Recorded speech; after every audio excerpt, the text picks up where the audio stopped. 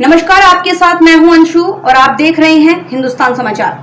आज रुड़की की civil line कोतवाली में एसएसपी हरिद्वार ने लक्सर व खानपुर क्षेत्र के दो बड़े खुलासे किए हैं, जिनमें पहला खुलासा पैसों के लेन देन को लेकर हुए विवाद के बाद एक युवक को गोली मारने की घटना का है, जिसमें एक आरोपी को पुलिस ने घटना में इस्तेमाल किए गए तमंचे के साथ गिरफ्तार किया है। वहीं दूसरा खुलासा कानपुर क्षेत्र में बैंक में रुपए जमा कराने जा रहे युवक से 3 लाख रुपए लूटकर उसका गला रेत कर हत्या कर दिए जाने के मामले में है, जिसमें पुलिस ने आरोपित को गिरफ्तार कर लिया है। दिखाते हैं हमारी स्पेशल रिपोर्ट। आज रुड़की के सिविल लाइन कोतवाली में एसएसपी हरिद्वार ने लक्सर व खानपुर क्षेत्र दो बड़े खुलासे किए हैं, जिनमें पहला खुलासा पैसों के लेन देन को लेकर हुए विवाद के बाद एक युवक को गोली मारने की घटना, जिसमें एक आरोपी को पुलिस ने घटना में इस्तेमाल किए गए तमंचे के साथ गिरफ्तार किया है। वहीं दूसरा खुलासा खानपुर क्षेत्र में बैंक में रुपए जमा कराने के जा रहे युवक से 3 लाख रुपए लूटकर उसका गला रेत कर हत्या कर दिए जाने के मामले में, जिसमें पुलिस ने आरोपित को गिरफ्तार कर लिया है। आपको बता दें कि घटना का खुलासा करते हुए SSP Haridwar D Senthil Abdul Krishnaraj S ने बताया कि लक्सर कोतवाली क्षेत्र में हरिद्वार लक्सर रोड स्थित सीमेंट फैक्ट्री के पास 2 जुलाई को पैसों के पुराने लेन देन को लेकर ग्राम इस्माइलपुर थाना लक्सर निवासी एक मोहित का सोनू सैनी के बीच झगड़ा हो गया था। मामला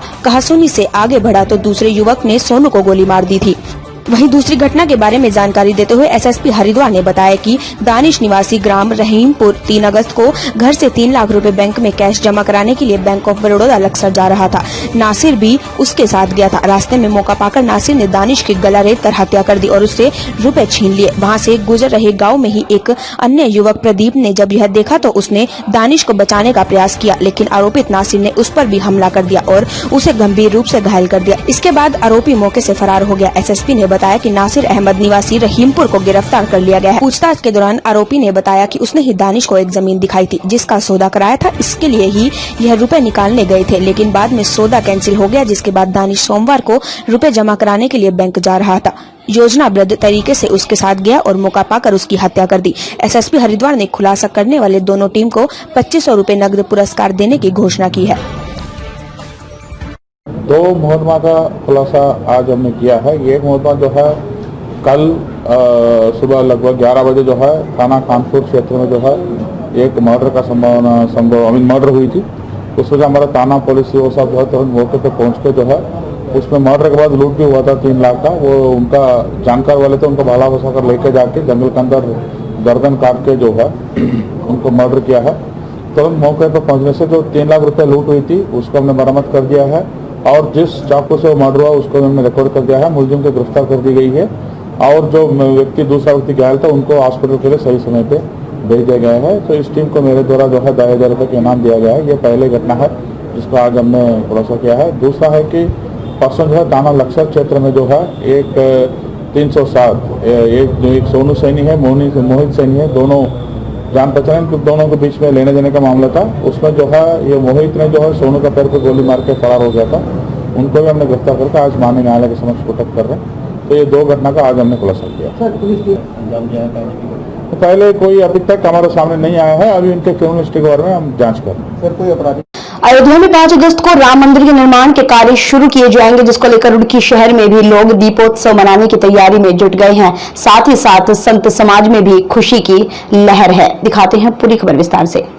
अयोध्या में 5 अगस्त को राम मंदिर के निर्माण के कार्य शुरू किए जाएंगे, जिसको लेकर रुड़की शहर में भी लोग दीपोत्सव मनाने की तैयारियों में जुट गए हैं। साथ ही साथ संत समाज में भी खुशी की लहर है। रुड़की के अंबर तालाब स्थित प्राचीन हनुमान मंदिर में पुरोहित महासभा के अध्यक्ष ज्योतिषाचार्य पंडित रजनीश शास्त्री ने कहा कि ये वो पल हैं जिसको लेकर सभी ने बहुत संघर्ष किया है और अब वो शुभ घड़ी आ गई है। ये शुभ अवसर बड़े त्याग और तपस्या के बाद आया है, जिसको लेकर सभी बहुत उत्सुक है। भगवान राम के मंदिर का निर्माण अयोध्या में हो रहा है।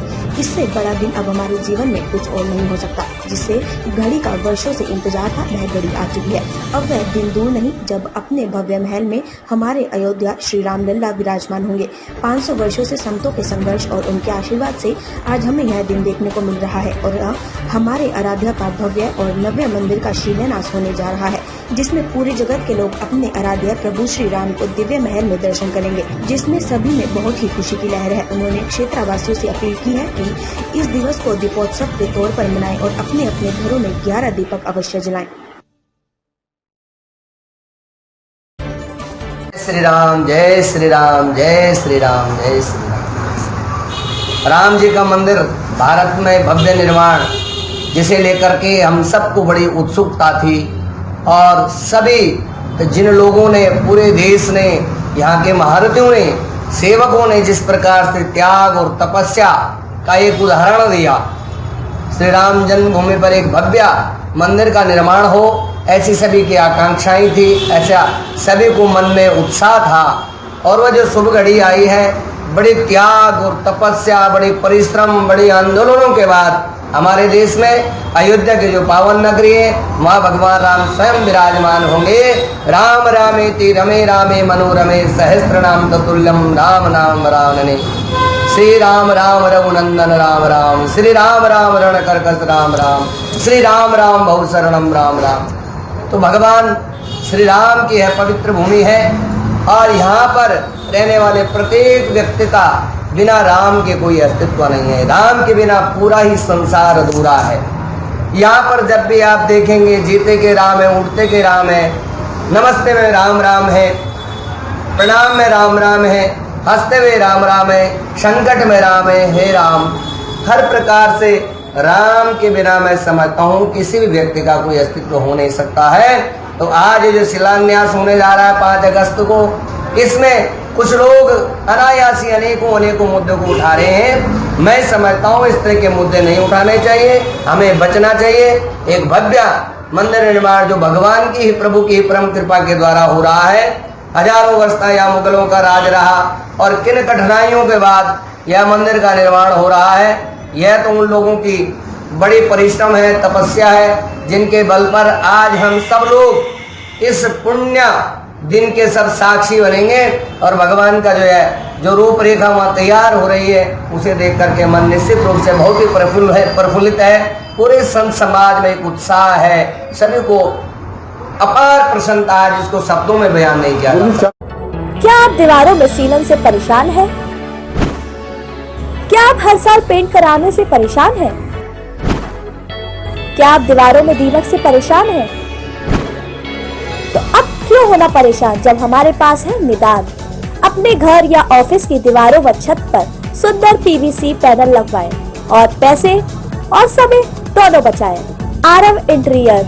अधिक जानकारी के लिए संपर्क करें 9558272475 8449351555। लक्सर में भारी मात्रा में कोरोना पॉजिटिव केस मिलने के बाद लक्सर उप जिलाधिकारी पूरण सिंह राणा ने 2 दिन की बंदी का फरमान जारी कर दिया था, जिसमें कहा गया था कि अति आवश्यक सेवाओं को छोड़कर तहसील कार्यालय में सभी कार्य पूर्णतः प्रतिबंध रहेंगे। दिखाते हैं हमारी पूरी खबर विस्तार से। 2 दिन के प्रतिबंध के साथ ही 3 सरकारी छुट्टियां आ जाने के कारण लक्सर तहसील कार्यालय 5 दिन तक पूरी तरह बंद रहा। लोगों के सामने काफी समस्या खड़ी रही। आज 5 दिन बाद लक्सर तहसील कार्यालय पूरी तरह लोगों के लिए खोल दिया गया। तो अधिवक्ताओं ने बताया कि लक्सर तहसील कार्यालय पिछले 5 दिनों से बंद चल रहा है, जिसमें 2 दिन की छुट्टी लक्सर उप जिलाधिकारी द्वारा की गई थी, जबकि 3 दिन सरकारी छुट्टियां थी। आज लोगों की काफी भीड़ होगी, लेकिन सभी के कार्य नहीं हो सके।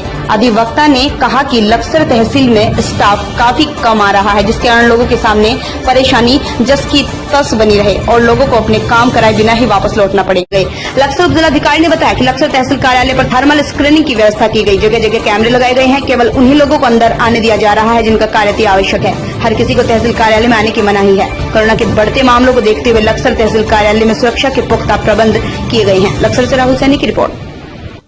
एक तो क्योंकि कुछ जो पॉजिटिव केसेज आए हैं यहाँ, कुछ मीडिया से भी लोग गए थे, तो उनका तहसील में जो कंटिन्यू आना जाना था, उसके रिगार्डिंग एक तो सभी एडवोकेट से भी वार्ता की गई है, उनको जानकारी दी गई। एक तो जो आवश्यक कार्य के पॉइंट ऑफ व्यू से है, वही लोग एक तो तहसील में आए और विदाउट मास्क लोग बिल्कुल ना आए और एक सोशल डिस्टेंस मेंटेन रखें। एंड इसके अलावा सिंस 4 to 5 डेज से कंटिन्यू तहसील को सैनिटाइज करवाया गया है। और इसके अलावा जो एंट्री पॉइंट है, वहाँ पे एक थर्मल स्कैनिंग की भी व्यवस्था की जा रही है, जो वहाँ पे ड्यूटी लगाई गई कर्मचारियों को। तो एक थर्मल स्कैनिंग होने के बाद ही लोग एंट्री कर सकते। 5 दिन बाद तहसील खुली है, परंतु लोगों को कोई विशेष फायदा नहीं हो रहा। इसके 3 कारण हैं।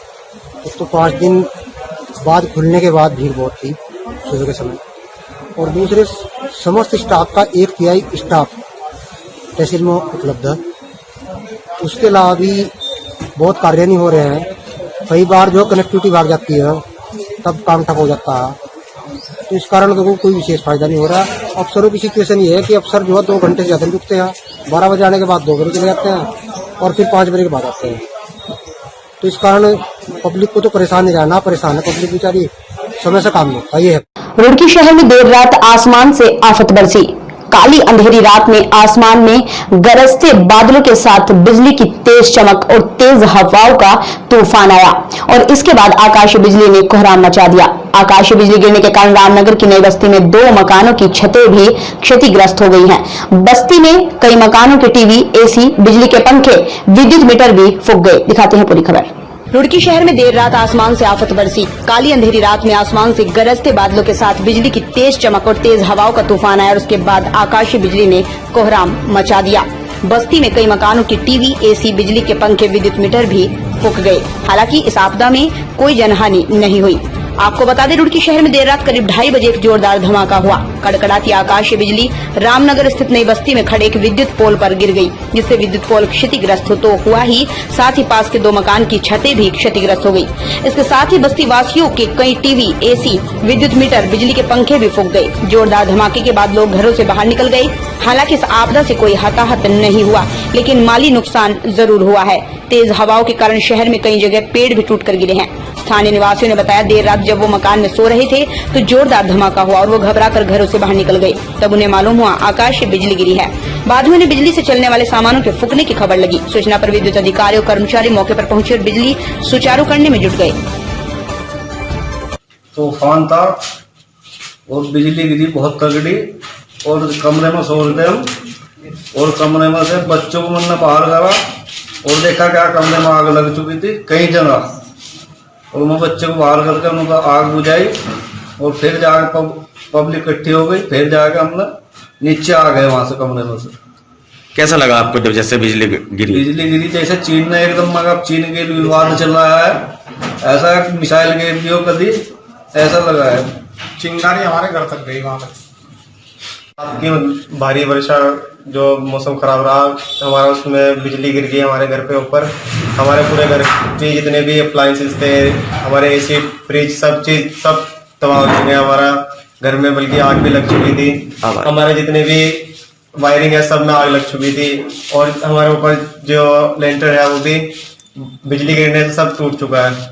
अच्छा। और जब बारिश हो रही थी जैसे बहुत बुरा हाल था, ऐसा लग रहा था जैसे कोई युद्ध चल रहा है या किसी ने मिसाइल छोड़ दिया है। हम बहुत ज्यादा डर गए थे रात में। बहुत। तो किसी को इसमें चोट नहीं आई? खैरियत गनीमत? नहीं, ये तो भगवान का वो है, शुक्र है, कोई चोट नहीं है, सबके सब बच गए।